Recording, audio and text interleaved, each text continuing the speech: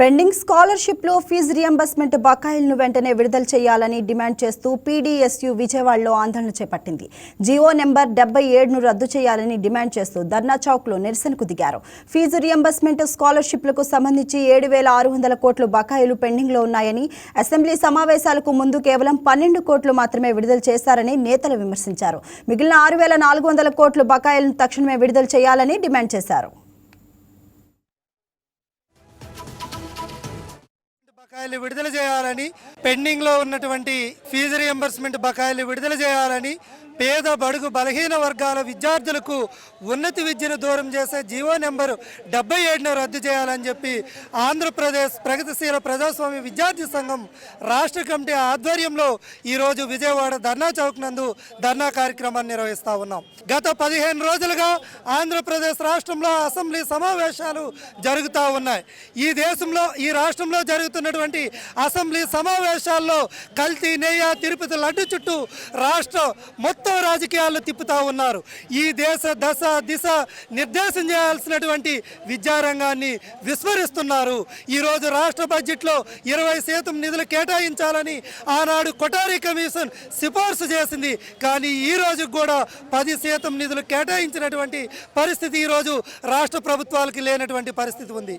ఈ రాష్ట్రంలో ఉన్నటువంటి ప్రభుత్వ విశ్వవిద్యాలయాల్లో 4,200 professor, assistant professor, associate professor వంటి పోస్టులు ఈరోజు ఖాళీగా ఉన్నాయి. గత 14 సంవత్సరాలుగా అధ్యాపక పోస్టులు భర్తీ చేయాలన్నటువంటి పాలక వర్గాలు ఈరోజు ఆంధ్రప్రదేశ్ రాష్ట్రాన్ని ఏలుతూ ఉన్నాయి. మీరు ఎట్లా యంగ్ ఇండియాని నిర్మిస్తాం, విజన్ 2047 అని ఎట్లా వాగ్దానాలు చేస్తూ ఉన్నారని ఈరోజు ధర్నా చౌక్ సాక్షిగా ఆంధ్రప్రదేశ్ ముఖ్యమంత్రిని ప్రశ్నిస్తూ ఉన్నాం. విశ్వవిద్యాలయాల్లో అధ్యాపకులు నియమించలేని మీరు ఈ రాష్ట్ర విజన్ని ఎట్లా నిర్మిస్తారని చెప్పేసి సూటిగా ప్రశ్నిస్తూ ఉన్నాం.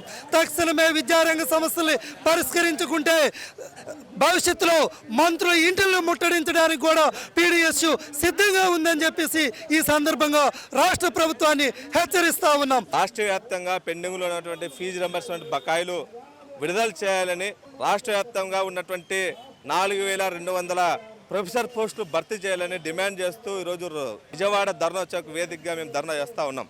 రాష్ట్రంలో అసెంబ్లీ సమావేశాల్లో విద్యాశాఖ మంత్రి వారు అసెంబ్లీ మొత్తం కూడా ఈరోజు విద్యారంగం పైన మాట్లాడలేనటువంటి పరిస్థితి ఉంది.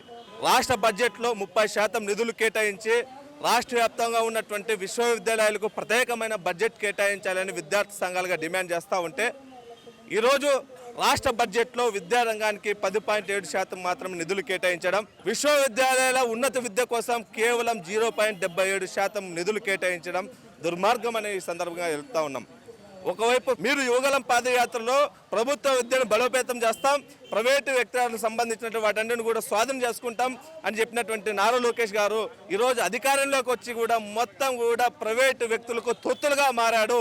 ఈరోజు విచ్చలవిడిగా ఫీజులు దోపిడీ చేస్తూ ఉన్నా, ఫీజు రింబర్స్మెంట్ బకాయిల కోసం మేనేజ్మెంట్ విద్యార్థులను వేధిస్తూ ఉన్నా ఈరోజు రాష్ట్రంలో ఉన్నటువంటి విద్యాశాఖ మంత్రి గారు స్పందించలేనటువంటి పరిస్థితి. సమావేశాలు 2 రోజుల ముందు కేవలం 1,200 కోట్లు మాత్రమే విడుదల చేస్తున్నటువంటి జారీ చేశాడు. బడ్జెట్లో ఊసేలేనటువంటి పరిస్థితి ఉంది. కాబట్టి తక్షణమే విద్యారంగంలో నెలకొన్నటువంటి సమస్యలు పరిష్కరించకపోతే మేము పీడీఎస్ విద్యార్థి సంఘంగా రాష్ట్ర వ్యాప్తంగా బలమైనటువంటి పోరాటాలకు సిద్ధమవుతాం. వీలైతే అసెంబ్లీ కార్యాలయానికి వచ్చడానికి కూడా పీడీఎస్ విద్యార్థి సంఘం సిద్ధంగా ఉందని ఈ సందర్భంగా హెచ్చరిస్తాం. Please subscribe to YK TV Network. Please subscribe to YK TV. Please watch YK News. Don't forget to subscribe YK News channel.